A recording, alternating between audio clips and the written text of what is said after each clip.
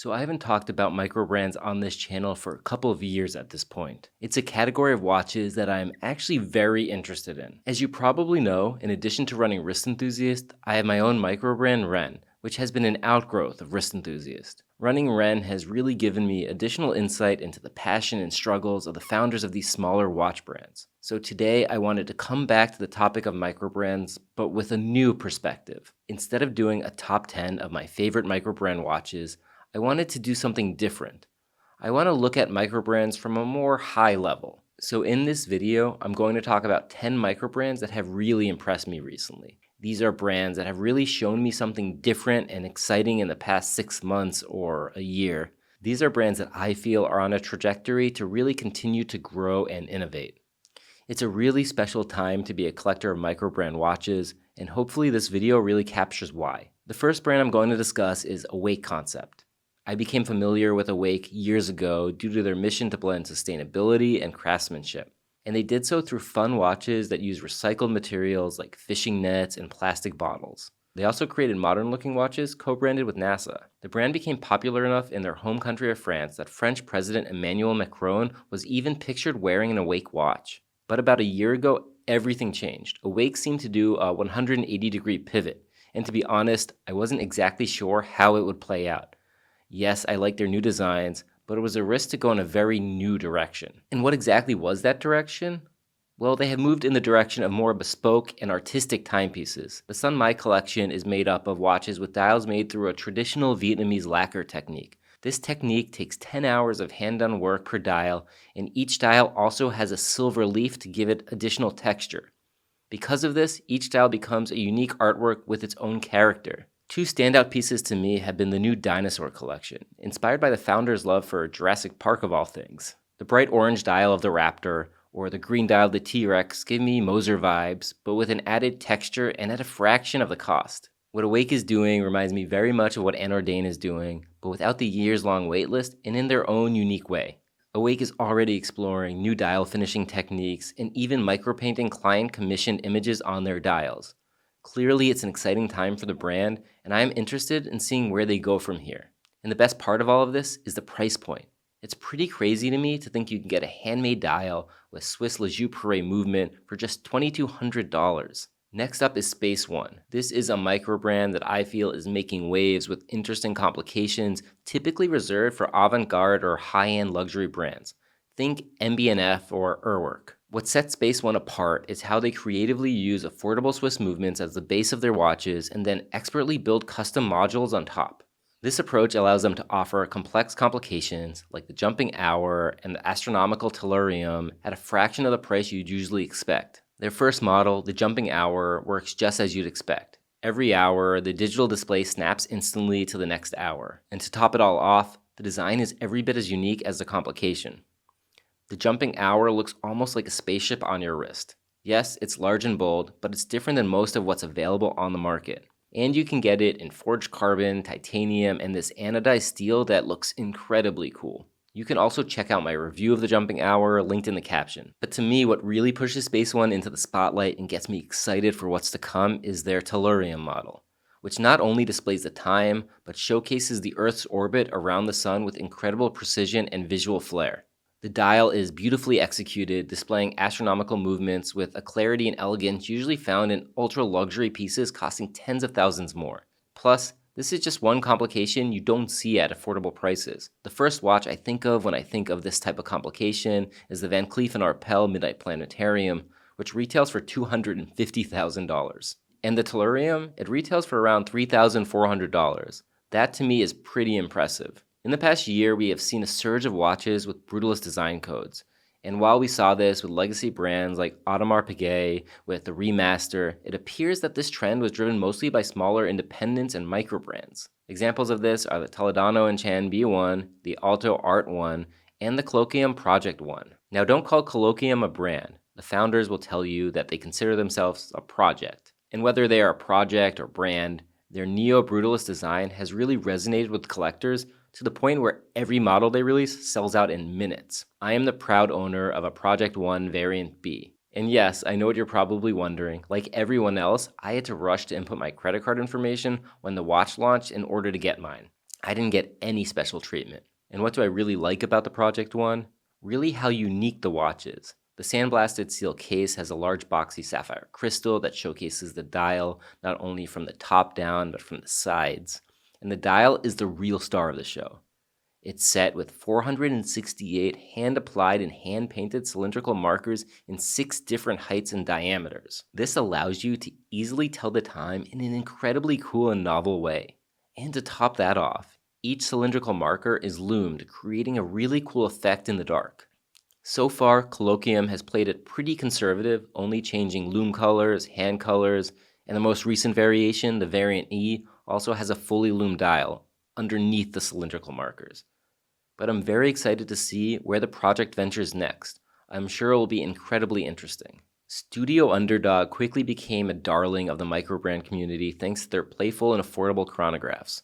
No brand leaned into playfulness and silliness quite like Underdog. The initial designs, including the watermelon, mint chocolate chip, and desert sky, all had 3 consistent features: fun design, affordable, and accessible. However, more recently, Studio Underdog hasn't limited itself to playful budget watches. They've impressively expanded into high-end horological collaborations. The most talked about of these collaborations was with Swiss brand H. Moser & C.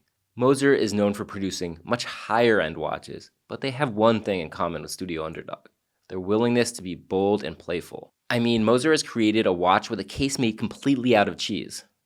So even though these two brands are at completely different ends of the price spectrum, they actually have a lot in common. And together they created a set of 2 pieces, one made by Underdog and one made by Moser. Both watches feature a purple and yellow colorway. However, the dial effects are achieved in completely different ways. For example, the Moser uses purple lacquer and Grand Few enamel, and Studio Underdog achieves a very similar effect in a much more affordable fashion. The collaboration was limited to 100 sets, and the watches were actually only sold together. But that wasn't the last collaboration Underdog would do with a more luxury watch brand. More recently, they announced their collaboration with Sartori Billard. The watch is more of a Sartori Billard designed by Richard Bank, the founder of Studio Underdog. But the result is the same. The collaboration shows both Richard's and Underdog's ability to reach beyond their typical price point and clientele in exciting new ways. Clearly, Studio Underdog's design cues work at much higher price points, and that makes me even more excited for the brand's future. The largest part of Micromilspec's business is probably in an area most enthusiasts are not even aware of. They build custom watches for clients such as Norway's His Majesty's the King's Guard, the French Special Forces, and even the US Space Force. But it's not these custom pieces that get me excited. It's the Milgraph chronograph. Limited to just 50 pieces annually, the Milgraph was first developed for Special Operations Forces. As this is a tool watch meant to be used in the field, everything is thought out. The crown is swapped to the left side of the case to maximize comfort, and the bezel is designed for ease of use. The titanium case ensures the watch is lightweight and easy to wear, and the watch is incredibly legible. I see so few brands out there embracing being a real tool and focusing on utility over everything else. But that's not to say the Milgraph, or any of Micromilspec's watches for that matter, are bad-looking watches. They are definitely handsome, and I actually hope to be adding one to my collection in the very near future. Formex has rapidly risen in recognition in the microbrand space due to both great designs and innovation. You generally don't see smaller brands innovating in the same way larger brands with more resources do. So when Formex introduced the first ever all-ceramic micro-adjustment system on a bracelet earlier this year, I definitely took notice. But beyond this innovation, Formex offers a wide range of watches. With the Essence, you have an integrated bracelet sport watch, but I also really like the Field Automatic and the Reef. So there's just a lot to choose from. Formex has innovation and a pretty solid catalog of watches. Add to that interesting materials, including titanium, ceramic, and meteorite, and you have a brand that really has a lot going for it. This really makes me believe that the brand is positioned to continue to grow and gain popularity in the near future. Maen is a Dutch microbrand that has quickly gained a dedicated following by blending contemporary and vintage-inspired designs. Their Manhattan collection is especially noteworthy, featuring sleek, sophisticated models that capture the spirit of mid-century watch design. When the Patek Philippe Cubitus was released last year, many collectors humorously compared it to the much more affordable Manhattan, which was actually released earlier. The Manhattan was released in 2022 when the integrated bracelet sport watch craze was in full swing. However, it was one of the few designs that really struck a chord with collectors. But it's by no means the only interesting design from Maen. Their Lunar Classic, Brooklyn Triple Calendar, and Skymaster are all genuinely good-looking watches with vintage leanings. But it's the recent collaboration with fellow Dutchman YouTuber Nico Leonard that spoke to me. The Maen and Nico Leonard Grand Tonneau Jump Hour ticks all the boxes. For one, it has an interesting jump hour complication, a complication that has been incredibly popular in the past year. Pair that with Maen's Art Deco style, a tonneau case and sunray dial in either red, blue, or green, and you have a really good-looking watch. Interestingly, this watch was released just days before Cartier re-released the Privé Tank à Guichets, and Nico will tell you that the Maen Jump Hour is a better-looking watch. Is that true? I'm not sure, but it's quite a bit less expensive. Clearly, Maen and Nico did a good job with the Grand Tonneau Jump Hour, and this just continues the great success of Maen as a brand.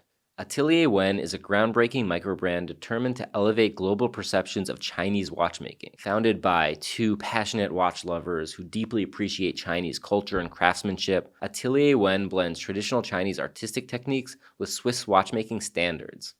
Their watches feature intricate dials inspired by ancient Chinese porcelain and guilloche techniques crafted by master artisans. The brand has received high praise from collectors and industry experts for challenging and changing traditional views on Chinese horology. And Atelier Wen's commitment to transparency and quality continues to win over new collectors every single day. If you followed my channel for any length of time, you probably know that I am a big fan of the brand and especially their integrated bracelet sport watch, the Perception. The young brand has managed to gain a following, creating a luxury Chinese-made watch. That's not exactly easy to do. What makes the Perception in particular so special is the finishing and the hand guilloche dial, done by the only master guillocher in mainland China, Master Chang. What you get is something completely different that has a beautiful Chinese-inspired sensibility. Atelier Wen has offered the Perception in stainless steel, in titanium, and even tantalum. What's so impressive about their tantalum Perception is that they even created a tantalum bracelet for the watch. Just to give you some background, tantalum is an incredibly difficult metal to work with. A tool that will wear out working 10 steel bracelets will wear out after working just half of a tantalum bracelet. It's such a tough material to work with that pretty much no brand will create a bracelet out of it. Well, at least until Atelier Wen did so. Surely the brand will continue to do exciting things, including with tantalum. And I got a sneak peek of what they have coming. I can't say it here, but this includes a change of movements and some exciting new models that I believe will take the brand to a whole new level. Atelier Wen is definitely a brand that should be on your radar. Staying in China for the next brand, Behrens is unlike any other brand based in the country. Cast all your preconceived notions aside when thinking about Behrens. The brand has seemingly come out of nowhere to create incredibly cool watches with innovative designs. They made headlines with their revolutionary ultralight watch weighing an incredible 20 grams, crafted from titanium. This watch is completely open-worked on the dial with retrograde minutes and hours. And this is all done with the brand's in-house movement. If that isn't enough, their Orion 1 model is another amazing piece, featuring a unique case shape, skeletonized dial, and digital time display. When I look at what Behrens is doing, I think of brands like MB&F and Urwerk, yet Behrens watches sell for a fraction of the price. If you want a haute horology timepiece but want to stay under $10,000, Behrens is a great brand to look at. I am sure they will keep releasing innovative new pieces that will blow all of our minds. The final brand I want to talk about in this video is Serica. Serica is a French brand that produces Swiss-made watches that are both classic and unique. I had the chance to meet Jerome Berger, one of the brand's founders, in London earlier this year, and check out their pieces. What I really like about Serica is how their design language can be clearly seen across their collections. Whether it's their dive watch, field watch, or travel GMT watch, there's a cohesiveness you don't often see from microbrands. Serica also managed to nail the neo-vintage look without looking inspired by another watch.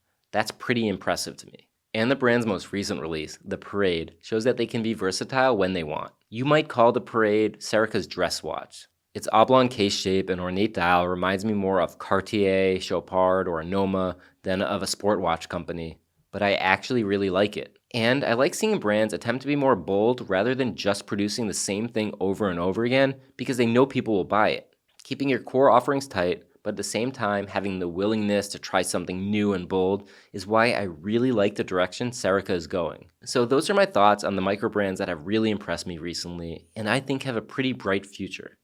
Do you agree with my picks? What are some brands that I didn't mention that you think deserve to be highlighted? Let me know in the comments. And if you've been enjoying my content, make sure to like the video and subscribe to my channel. Thanks for watching.